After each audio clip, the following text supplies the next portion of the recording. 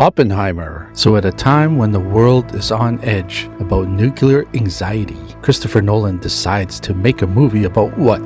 The bomb. The bomb. As Oppenheimer helped in the creation of the bomb. But I'll tell you what, when I was a kid, it was the same story. The same bad guys, the same weapons, the same fears. Try not to get yourself in too much of a tizzy about the whole thing. Anyhow, that is not the main focus of this. This is more of a review, and it's probably going to contain some spoilers, but I'll try to keep that to a minimum. But I'm not sure how much you could spoil a movie that's based on real events. Christopher Nolan's much-hyped epic finally arrived, and I went to go see it in 70mm in a local theater that's close to me that I've been going to since I was a little kid.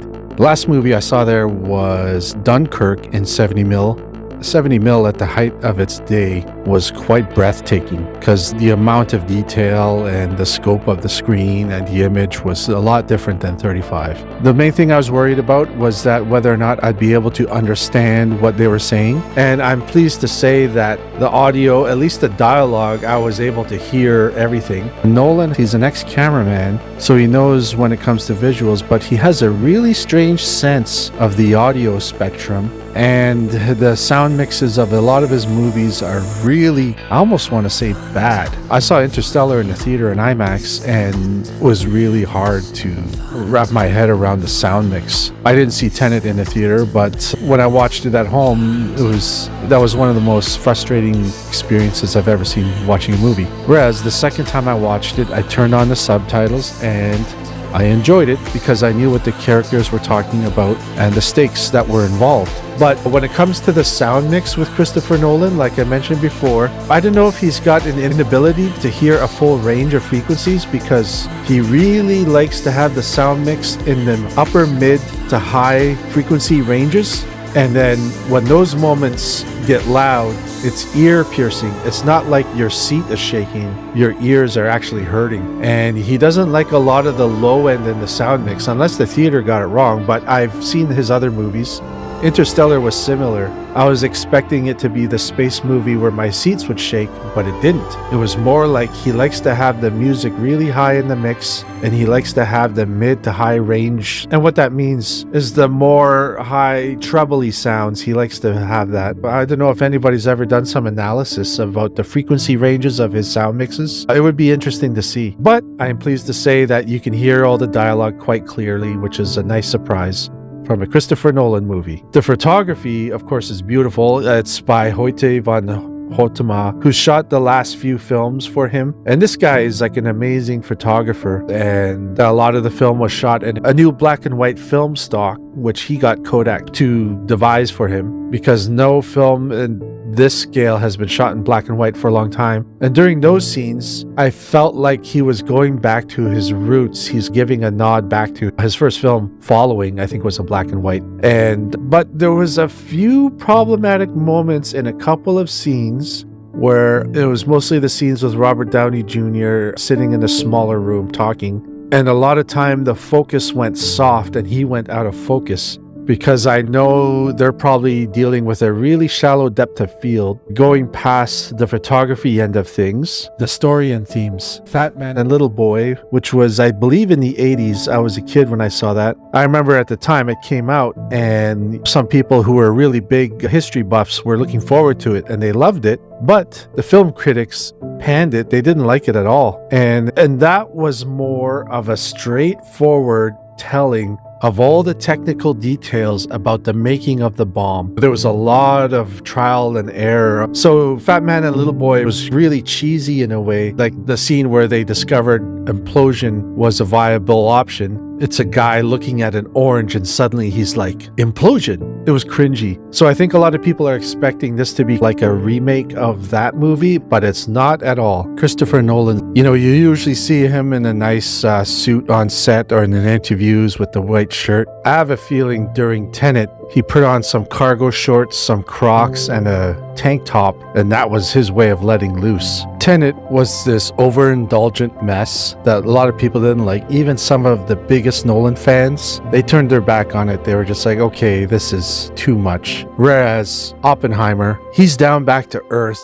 and Oppenheimer is nothing like the cargo shorts Christopher Nolan. This is a very serious drama. There's all this hype about it being shot in IMAX and all the formats, and I noticed that Nolan has been out more than usual promoting the film himself, doing appearances with Robert Downey Jr. and even on like TikToks and such, you'll see him. So he's really trying to push this because I think he knows that people are going into this expecting this gigantic, loud epic, which in some ways it is, but it's a huge film, but it's actually a very serious drama, a very adult movie, and I don't mean that in a dirty way, despite all the reports about the nudity. It is just a very intense human story about a very complex, conflicted man, a very strange man. Nolan, with a movie like Interstellar, where the main character is striving to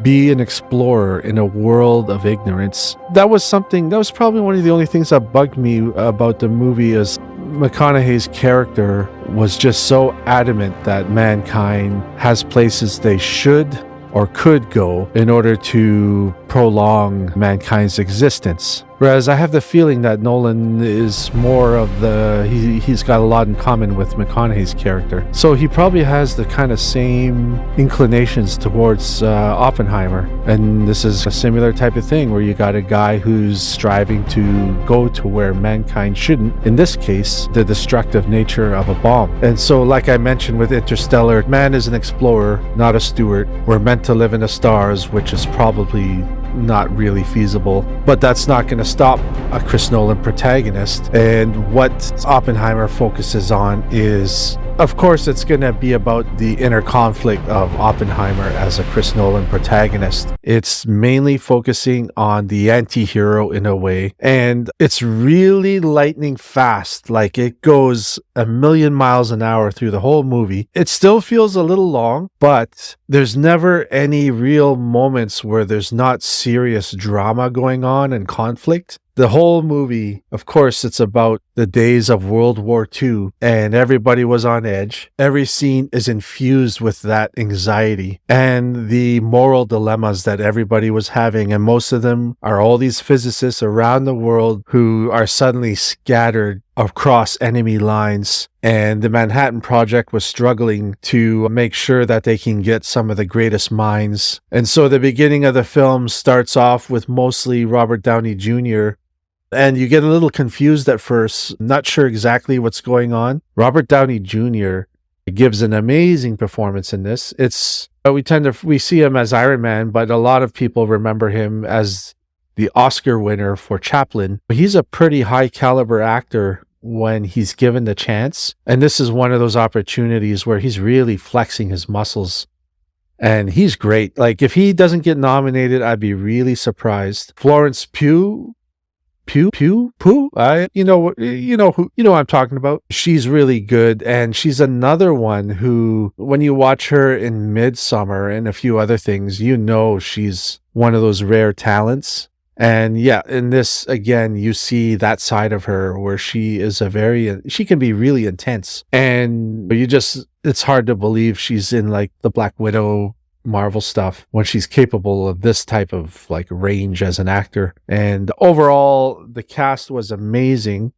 You just keep seeing familiar faces throughout the whole movie, even in small roles, both old and new. There's a bunch of new faces of new actors that you don't know who they are. A lot of European actors you recognize from other movies. And a lot of the new faces, you're like, who is this? They're really good. It's a real interesting exercise from Christopher Nolan, bringing together all these classic actors, and he's like introducing new ones. It's almost like what a lot of the big time directors like Spielberg would do and Coppola, all in the past, right? You would see them introducing all these new actors, and then they go on to become stars. So I have a feeling a lot of faces in there 10 years from now are going to be really familiar. Anyhow, so we talked about the camera, we talked about the sound, we talked about the cast, the story, Robert Downey Jr., and the movie itself is, like I said, it's an intense drama. And if you're expecting a blow-by-blow account of exactly how the bomb was made, you're not going to get that. Like, the way the movie starts is Oppenheimer's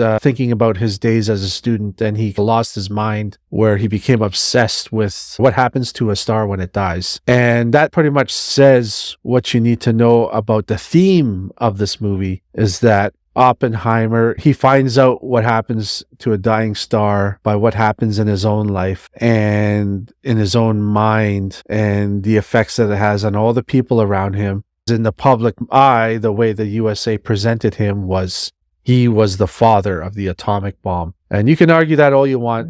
He was on the cover of Time magazine with those words. So you can argue in the comments, but whatever, man. And so the movie's theme was expected, where maybe some people don't want to sympathize with him, and you don't really, because you can see that he's not the nicest guy. He's quite strange, and at least the way he's presented in this movie. And he spent a lot of time justifying what he did, only to turn around and see that the potential of where mankind would go. So this kind of counters the themes of Interstellar, where Matthew McConaughey just goes into space because he thinks that's where mankind belongs, even at the expense of his daughter. And this is not that quite. It's almost like Nolan has taken a step back from that position, and he shows Oppenheimer as a man conflicted. Of course, who wouldn't be, but who sees the potential of what was in his mind and how it will affect the world. And this is the guy that created a technology which is the basis of all our anxieties for the next foreseeable, probably for eternity, because this is something that even when it's not a bomb, it's something that stays around long after we're gone. It's quite a huge philosophical question, and it's basically the question for all mankind and what we do to preserve our borders, but yet is the potential to bring down the entire world as is. And the ending is, I don't want to spoil it, but that ending was absolutely fantastic. Overall, Nolan, he likes to treat his stories as almost like a musical composition, and it's like the steady beat going through the whole movie. Their editing has a certain rhythm to it, and then it all builds to this massive crescendo at the end, and it's this overwhelming assault of the senses. And I'm not talking about footage of a bomb or anything. It's an emotional, intense interactions at the end, and you just finally see Oppenheimer in a very subjective shot. Most of the shots of him are subjective, where the camera's directly in front of him, and you just see him having this dilemma, like probably the grandfather of all dilemmas of anybody who's ever lived. And I don't feel sorry for the guy, but it's just one of those things that happens. And so the way the movie ends is like this ultimate, it's like the orchestra is hitting their loudest notes in this crescendo of a tragedy. And American Prometheus is it's a book that this is based on. And so, yeah, that's my thoughts on it. It's an amazing movie. It is definitely, is it Christopher Nolan's best? Yeah, I would say so. As in terms of a serious drama, the previous one was Dunkirk, and people really thought that was going to win Best Picture. And I love Dunkirk, but my personal favorite of his is The Prestige. But that's not serious Christopher Nolan. This is about as serious as a movie gets. The subject matter. There's a whole bunch of questions about morality and how a man serves his country, and then how the country turns on him when they're done with him, basically, right? And I can say one thing for sure: this is the best screenplay that Nolan has done. And a lot of it is interesting, where you have these really good lines and this fast, kind of quick back and forth dialogue, almost like an old 40s or 50s movie at times. And then at other times, it's just a very subjective movie about Oppenheimer's, what's going on in his mind and his soul. It's a future classic, and it really raises a lot of questions. And yeah, it's very intense, and it's not going to break the box office records. And a lot of people are going to go into it expecting a lot of fireworks, but it's not technical fireworks. It's not a lot of footage of mushroom clouds. Let's just say that. And how they filmed that one scene, I still don't know. but I'm sure we'll find out soon, because if he didn't use any CGI, yeah, I'm curious to know. But anyways, yeah, Christopher Nolan at his best, at his most adult, and don't expect a blow-by-blow account of what it takes to make a bomb. Be prepared for asking yourself why we do what we do as humans. And for a movie to do that is pretty impressive. Film Dweeb, out.